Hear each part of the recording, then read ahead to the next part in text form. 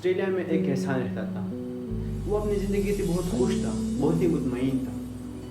ایک دن اس کے گھر کے سامنے سے ایک مسافر گزرتا ہے اور حافظ کے گھر کو جاتا ہے. اسے کہتا ہے کہ آج میں یہاں پر رک سکتا ہوں. تو حافظ اسے کہتا ہے کہ آپ یہاں پر رک سکتے ہو. جب صبح ہوتے ہیں تو حافظ اس بندے سے پوچھتے ہیں کہ تم کیا کرتے ہو. حافظ اسے کہتا ہے میں ایک پتھر پر ریسرچ کر رہا ہوں جس کو ڈائمنڈ کہتے ہیں. اگر وہ تمہیں ایک انگوٹھی کی جتنا مل جائے تو تم شہر خرید سکتے ہو. اگر ایک ہاتھ جتنی مل جائے تو پورا ملک خرید سکتے ہو. اور وہ مسافر جاتا ہے. پھر اس رات حافظ کو نیند نہیں آتی. وہ بہت اپنی زندگی سے بہت اداس ہو جاتا ہے کہ مجھے تو ابھی ڈائمنڈس چاہیے, مجھے بہت زیادہ امیر بننا ہے.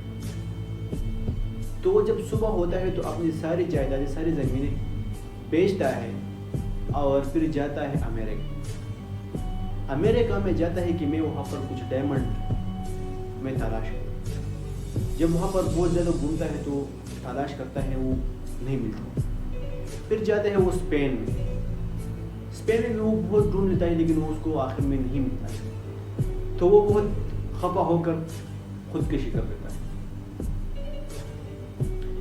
اس کے گھر والے کو اور اس مکان مالک کو بھی پتہ چل جاتا ہے جس نے اس کے گھر کو خریدا اور اس کی زمینیں خریدا. جس نے اس کے گھر کو خریدا تھا, ایک دن وہ اپنی بکری کو کھیتوں میں لے جاتا ہے. جب وہ ندی کے سامنے سے گزرتا ہے اس کو ایک چمک دکھتی ہے کہ ندی میں کچھ چمک رہا ہے.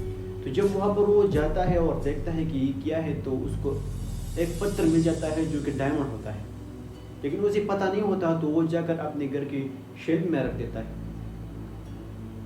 تو ایک دن پھر وہ مسافر اس راستے سے گزرتا ہے اور وہ دروازہ کھٹکھٹاتا ہے. تو جب وہ دیکھتا ہے تو وہ حافظ نہیں ہوتا ہے. وہ اس بندے سے پوچھتا ہے کہ اس گھر میں ایک بندہ رہتا تھا جس کا نام حافظ تھا. تو وہ اسے کہتا ہے کہ وہ تو کچھ سال پہلے امریکہ گیا تھا کچھ ڈائمنڈ کو ڈھونڈنے کے لیے, اپنی زندگی کو بدلنے کے لیے. تو وہ بہت اداس ہو جاتا ہے اور خفا ہو جاتا ہے اور اس کے ساتھ کچھ ٹائم بیٹھ کر اس کے ساتھ باتیں کرنے لگ جاتا ہے. تو جب وہ مسافر جاتا ہے تو اس کی نظر شیلف میں رکھے ہوئے اس پتھر پر پڑتے ہیں جو کہ ڈائمنڈ تھا. وہ دیکھتا ہے, اس بندے سے پوچھتا ہے یہ کیا ہے.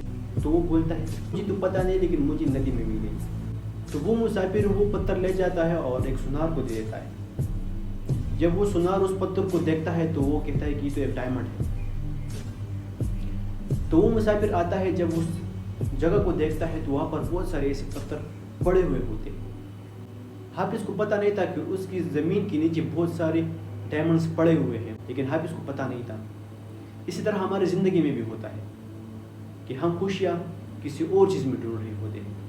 ہم دوسرے سے خوش ہوتے ہیں. گراس چمن ہمیں خود کی پسند نہیں آتی لیکن دوسرے کو بہت اچھے لگتے ہیں. ہم خود کو نہیں دیکھتے کہ ہمارے اندر کیا ہے, کیا پوٹینشیل ہے, کیا پاور ہے, کیا طاقت ہے جو ہم کر سکتے ہیں. ہم کس چیز میں ماہر ہیں, ہم وہ نہیں دیکھتے. ہم صرف یہ دیکھتے ہیں کہ دوسرے کے پاس کیا ہے, دوسرے کیا کر سکتے ہیں, کتنی خوش ہے وہ. اگر آپ کو بھی ڈائمنڈس چاہیے تو وہ ڈائمنڈ آپ ہی کے اندر ہے.